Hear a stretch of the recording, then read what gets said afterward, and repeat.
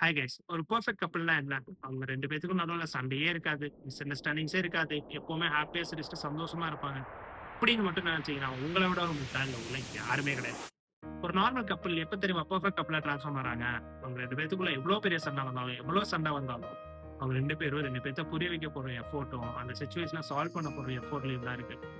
அவங்க 2 பேத்துக்கும் நடுவுல எவ்ளோ பெரிய கருத்து வேறுபாடுகள் இருந்தாலும், அத எப்படி ஹேண்டில் பண்றாங்கன்றதுலயும், அவங்க 2 பேரும் நடுவுல எந்த ஒரு ஹார்ட் கான்வர்சேஷன் வச்சுக்கிட்டாலும், அந்த ஒரு காம்னஸோட அந்த 2 பேத்தோட பெர்ஸ்பெக்டிவ புரிஞ்சுக்கிறதுலயும் தான் ஒரு normal couple perfect கப்பிளா transform ஆறாங்க.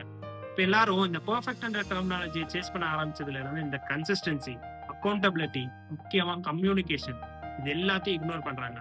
Ignore பண்றதுனால நெறைய ரிலேஷன்ஷிப்ஸ் ஃபெயில் ஆகுறத நம்மளால பார்க்க முடியுது. இப்ப 2 பேத்துக்கு நடுவுல சண்டை இல்ல ப்ராப்ளம் அப்படின்னா 2 பேரும் ஆப்போசிட் நின்னு அடிச்சுக்காம 2 பேரும் ஒட்டுக்கா நின்னு அந்த ப்ராப்ளம் ஆப்போசிட்ல வச்சு அதை எப்படி ஃபேஸ் பண்ணி ஓவர் கம் பண்றோம்ன்றதுதான் ஒரு நார்மல் கப்பிள் பெர்ஃபெக்ட் கப்பிளா வெளியே தெரிவாங்க.